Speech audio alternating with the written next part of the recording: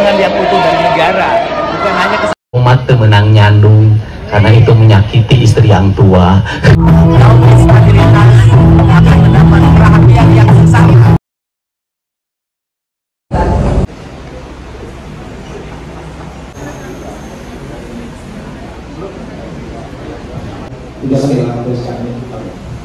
Bismillahirrahmanirrahim. Assalamualaikum warahmatullahi wabarakatuh. Salam sejahtera bagi kita sekalian. Sampurasun. Rampes.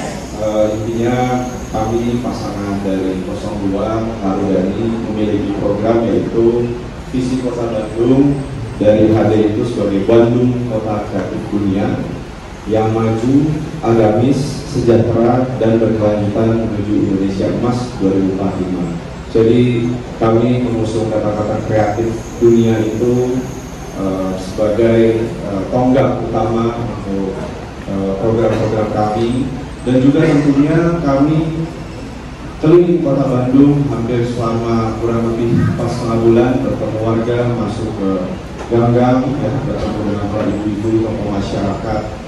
Bandung utama, yang unggul, SDM, pelayanan semua harus unggul.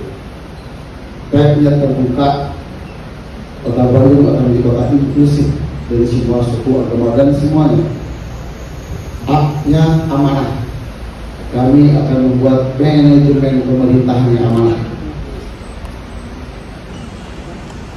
M-nya maju. Bandung saat ini masih kalah sama Bekasi. Makanya insya Allah kami akan membuat Bandung menjadi kota yang maju, minimal di Jawa Barat, maksimal Indonesia. A-nya agamis. Agama sangat diperlukan sebagai fondasi buat kita semua. Segala sesuatu kalau tanpa fondasi pasti akan luntur. Tadi yang dibahas ada 5. Pertama terkait solusi kemacetan dan integrasi. Kami untuk mengatasi utama angkot yang nyaman, angkot yang terintegrasi, ya, yang sampai ke pelosok-pelosok, dan pembayarannya dengan menggunakan QRIS. Jadi nanti ini angkot ini akan tersambungkan dengan Transmoda, ya, bis-bis yang ada di jalan-jalan besar. Iskandar Maksum, kami adalah pasangan calon wali kota dan wakil wali kota nomor urut 4. Saya tidak akan cerita visi misi, cuma mau cerita, karena ini bukan cerita soal kami, tapi cerita kita. Ini soal wargi. Jadi saya cuma mau cerita 4 hal aja. Ya, yang pertama, dokumen ini keren banget. Jadi kalau kasih tepuk tangan yang meriah, luar biasa ini. Tadi bisik-bisik di belakang, participatory planning itu salah satu yang paling penting dalam membangun kota. Dalam beberapa tahun menyertai pemerintahan kota, meskipun ada undang-undang, ada amanat regulasi minimal 30% anggaran itu dari participatory planning, belum kejadian. Ini keren. Yang kedua, ketika teman-teman mendefinisikan wargi, bukan hanya orang-orang yang ber-KTP, tapi semua yang berkepentingan terhadap kota, itu keren. Ini adalah prinsip inklusif yang memastikan tidak ada orang yang ketinggalan. Kasih tepuk tangan dulu ke panitia, mantap. Yang sudah coba kami lacak bersama.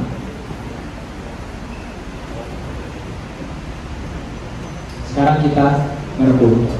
Jadi diingatkan sekali lagi, hatur nuhun atas pemaparan tentang misinya, yang itu berangkat dari kegelisahan kita, dan saya sepakat dengan gagasan dasarnya bahwa kota yang maju itu bukan kota yang orang miskinnya bisa beli kendaraan pribadi, tapi kota yang maju adalah kota yang orang kayanya mau naik kendaraan umum.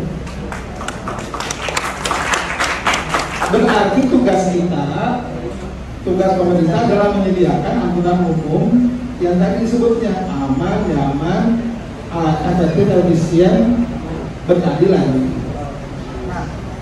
Terus bagaimana yang perlu kita lakukan? Saya percaya perlu ada transisi.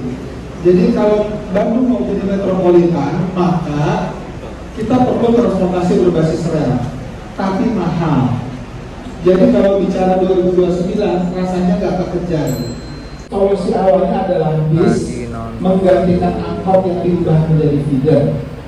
Yang kedua, gimana dengan pengadaan? Pertama, tadi kami akan menanggalkan ya, dengan yang dialokasikan di Dinas Perhubungan, kami akan mengundang rapat dengan Bangga di DPRD bagaimana pemasangan ini menjadi fokus kita.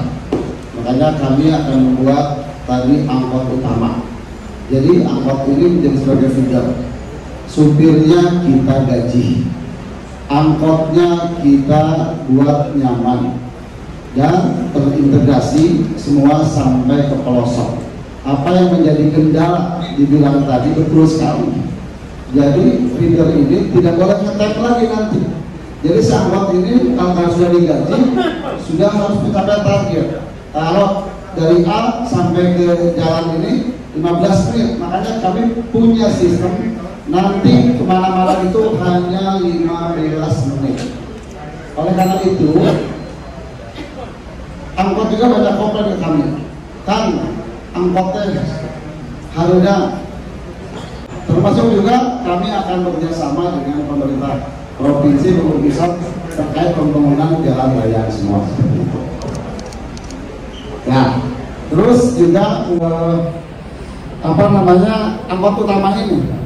Nah, area parkir ya, area parkir kami akan membuat kantong-kantong parkir di tempat-tempat yang memang utama kayak Braga, Kosambi. Adalah PKN. PKN harus kita tata dengan baik ya. Kemudian moda-moda transportasi massal tadi saya juga setuju bis 3/4 yang bisa menghubungkan dari pinggir kota ke tengah kota, dan trayeknya juga harus disesuaikan. Dan untuk angkot sudah banyak kota-kota yang angkotnya ber-AC, tidak ngetem karena bisa bekerja sama dengan pemerintah. Itu solusi pertama kurang lebih. Solusi kedua adalah tentu kita harus membuat suatu perencanaan besar ya, mungkin yang bisa kita ajukan ke Badan Perencanaan Nasional atau Bappenas, bahwa dukungan seperti flyover, underpass, dan juga titik-titik yang terkena pintu kereta api itu juga bisa diberikan solusi seperti flyover. Dan menurut saya untuk menyelesaikan masalah tersebut harus ada kolaborasi antara pemerintah pusat dan juga Provinsi Jawa Barat. Nah, yang penting Kota Bandung mempunyai komitmen ke depan. Kita jangan takut, Jakarta juga membuat MRT, LRT juga prosesnya puluhan tahun, kita harus mulai dari sekarang. Menurut saya itu. Terima kasih. Jadi kata kuncinya adalah untuk yang ke depan itu kita menggunakan Bandung ini terintegrasi antar moda, ada angkotnya, ada bisnya. Yang paling penting adalah semua itu harus aman dan nyaman, ya, harus baik. Oleh karena itu nanti ada konsorsium ya yang akan semua itu akan digaji. Ya, kalau untuk supir, jadi supir tidak ada lagi kita satu orang, ya, dia harus seperti kalau kita di Eropa jamnya tetap, ya, itu untuk jangka menengah kita akan melakukan itu, bagaimana caranya supaya ada banding. Kemudian juga ada kantong-kantong parkir yang kita siapkan, itu yang kita lakukan supaya nanti tidak lagi terjadi kemacetan-kemacetan. Yang paling cepat sebenarnya, karena memang jumlah penduduk dengan jumlah kendaraan sudah banyak jumlah kendaraan sekarang ini, sehingga mungkin harus dilakukan secara ekstrim, ada ganjil genap dilakukan di Kota Bandung. Itu yang program yang paling dekat. Pasangan dua paslon tercepat yang memencetnya. Untuk saat ini satu isu prioritas, satu pertanyaan. Kita akan running sampai akhir dulu. Kalau masih ada waktu, kita akan beri kesempatan untuk pertanyaan yang lain. Kembali. Supaya nggak ketinggalan, jangan lupa cek slidonya. Nanti masih ada isu sampah dan teman-temannya, infra jalan, korupsi, dan upah. Terima kasih. Apakah terpikir justru memang harus itu? Menurut saya, jadi bukan hanya solusinya bukan hanya angkot yang ada sekarang, rute yang sekarang dikasih kartu baru. Angkot yang ada sekarang ini rutenya berdasarkan demand di masa lalu. Jadi menurut saya justru kita harus mereview lagi. Jadi memang untuk infrastruktur itu perlu kita ada penanganan khusus. Jadi penanganan khusus bagaimana bisa menyamankan semua pengguna, termasuk juga untuk kawan-kawan disabilitas. Kalau menyangkut masalah garis blokman udah bagus, sudah ada, sudah lebih baik sekarang ini. Hanya memang perawatan ya, kita juga ada yang licin. Biasanya kalau ada pohon pasti licin. Ya. Kemudian juga saya baru tahu tuh, punten ya, itu ada apa tingginya itu ya, tinggi buat itu memang perlu tinggi ternyata. Ini harus kita berbagi apakah diturunkan atau misalnya ada deck supaya bisa nyampe ya. Nah itu saya setuju, nanti kita akan melakukan itu. Dan yang paling penting adalah pengaduan itu dilakukan, ada jalurnya. Saya sudah sampaikan tadi, saya siap atau bersama mengenai infrastruktur ya, kita setuju memang masih harus banyak yang diperbaiki ya, terutama untuk braille yang ada di Parlemen atau rem yang kuning itu. Dan memang prinsipnya juga mengenai transportasi, lagi tadi sedikit juga, nanti ke depan transportasi itu harus mengikuti ruas infrastrukturnya. Jadi bukan infrastrukturnya yang mengikuti transportasinya. Ya kita ambil beberapa contoh ya. Ada apa namanya itu untuk yang Bandung ya, untuk Trans Bandung kalau nggak salah ya, yang di dalam kota itu kan apa namanya agak tinggi ya tentunya ya tempatnya itu. Nah itu harusnya yang menyesuaikan adalah mobilnya, bukan mobilnya yang mengikuti infrastrukturnya gitu. Jadi ini yang akan nanti menjadi koreksi kita ke depan. Dan juga biasanya ke depan kalau kita mau bikin suatu proyek infrastruktur pemerintah, itu biasanya ada konsultannya, ada perencanaannya. Nah ini yang harus dilaksanakan dengan baik. Biasanya konsultannya sudah benar, perencanaannya sudah benar, tapi pelaksananya yang tidak sesuai. Jadi ini akan menjadi perhatian kita ya untuk melaksanakan pekerjaan-pekerjaan infrastruktur ke depan. Dan juga untuk mengenai aduan, saya rasa hotline ya, hotline yang bisa kita buat, kita punya command room yang begitu luar biasa di balai kota, itu akan kita aktifkan yang bisa menerima keluhan-keluhan warga setiap waktu gitu menurut saya. Jadi mungkin mau diteruskan Pak Wali, masih ada 20 detik. Ya, saya kira masalah pengaduan juga insya Allah nanti kita buat lebih interaktif ya. Jadi saya kira semua komponen wali kota, sektor dan dinas terkait harus bisa merespon ini, dan kita harus optimalkan saluran resmi pemerintah dan juga mantan anggota dewan. Jadi sangat tahu sekali bagaimana problem yang ada pada ini. Saya contohkan di Gatsuk banjir, dicek ternyata hulunya di Soekarno-Hatta yang jalannya dicor. Nah, jadi kami nanti kalau terpilih, kami akan memanggil SKP terkait, baik itu PU, baik itu Disub, ya, dan terkait semua kami panggil. Kami akan lihat nanti master plan-nya, blueprint-nya kami akan lihat. Apakah benarnya selama ini pelaksanaan pembuatan Kota Bandung ini. Makanya kami di setiap hari Jumat ada namanya program Jumahan.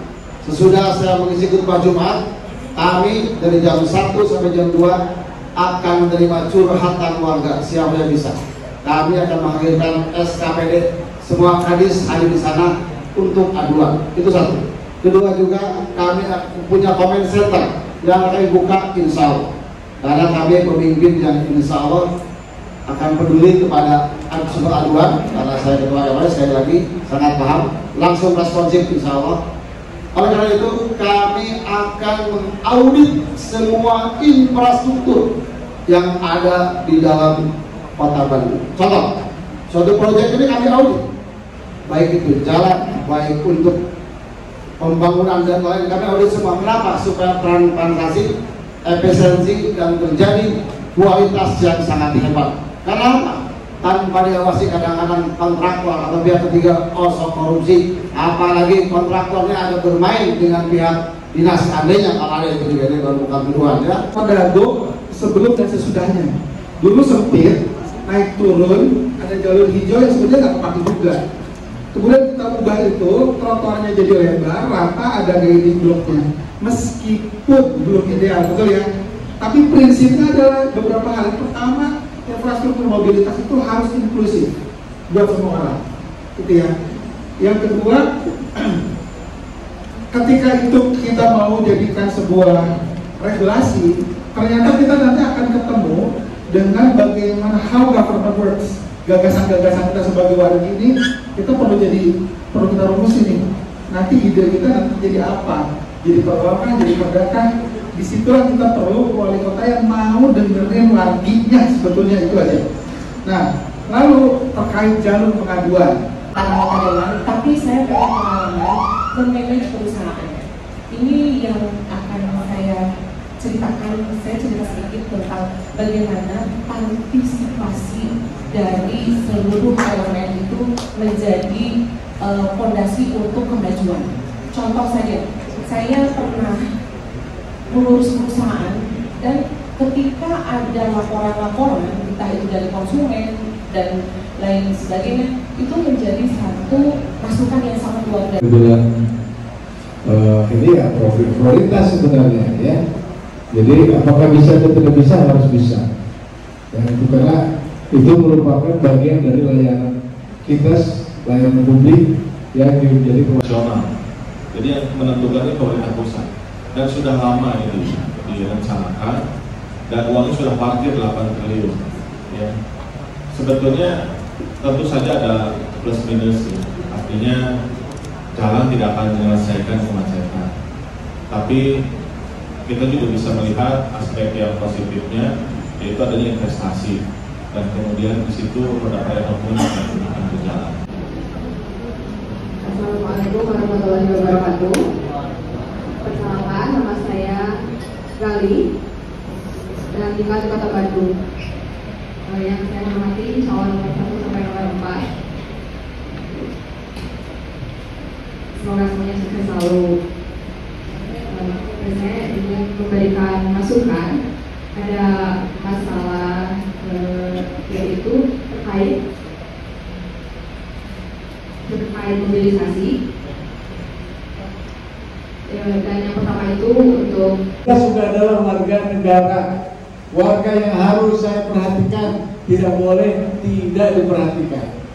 Ya, seperti saya pada saat penjabat, bagaimana bangunan komersial itu diwajibkan untuk perjalanan atau untuk disabilitas.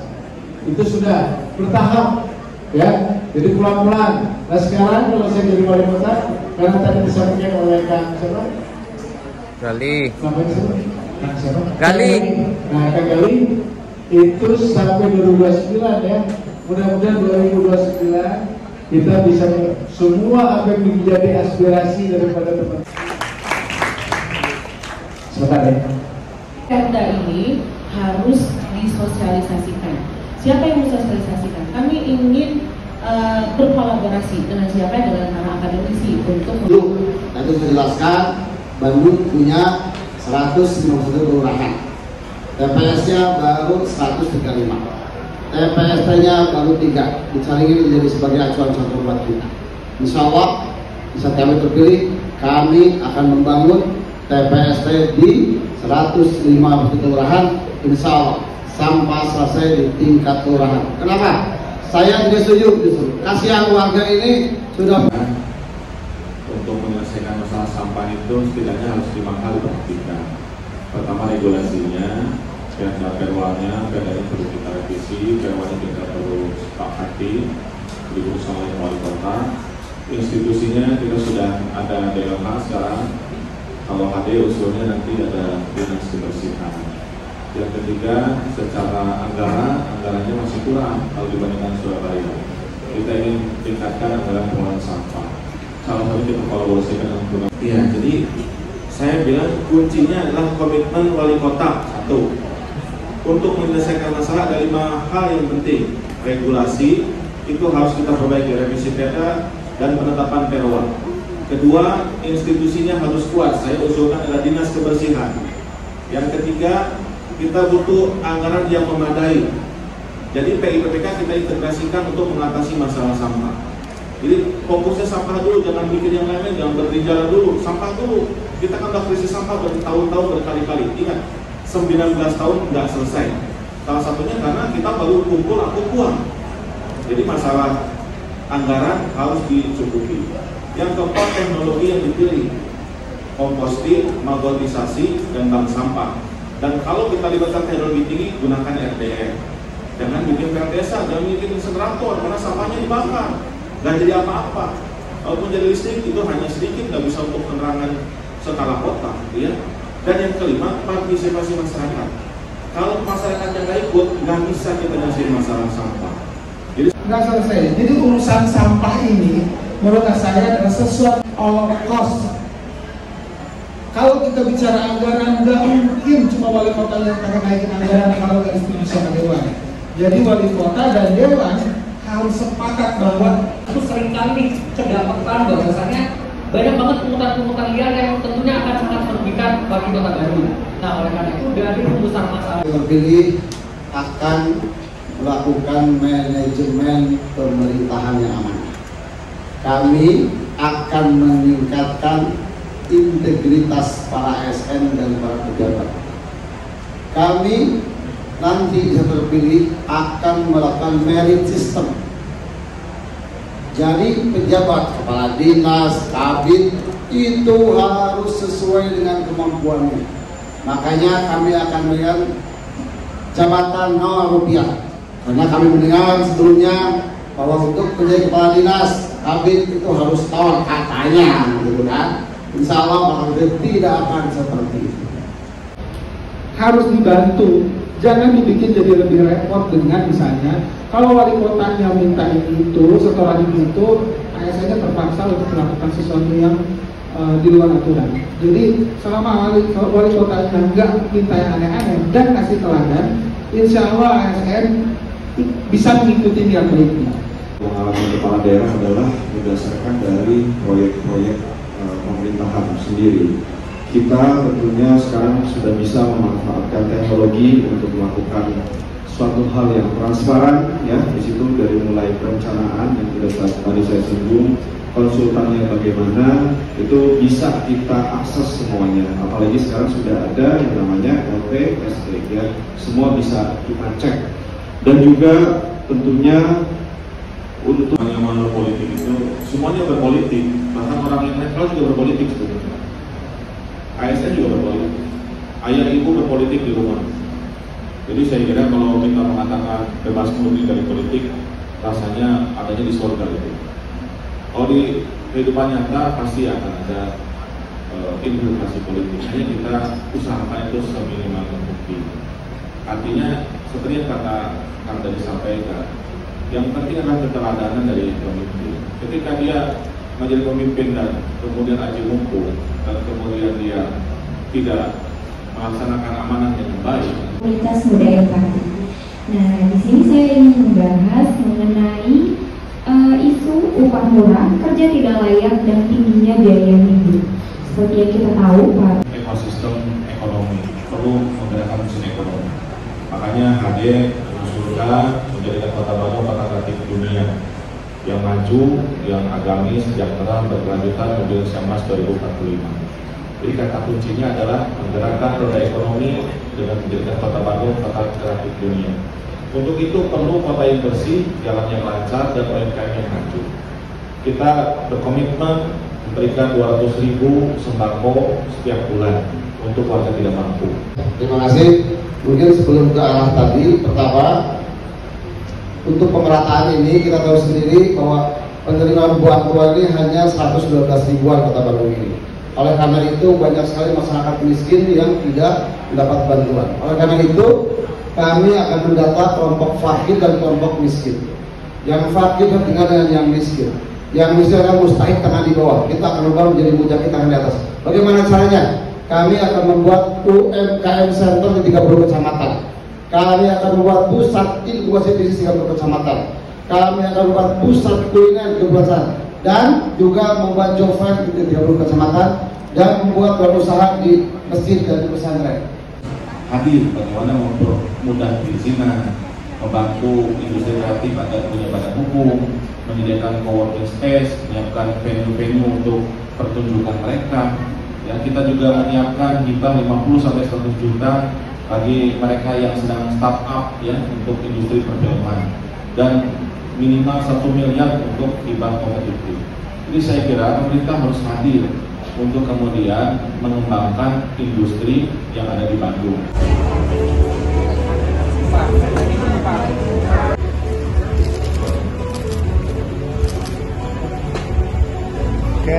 Misi 1 untuk mobilisasi tadi ada kami mendorong untuk solusi yang tidak dapat benar seperti Bandung Mineral Zero.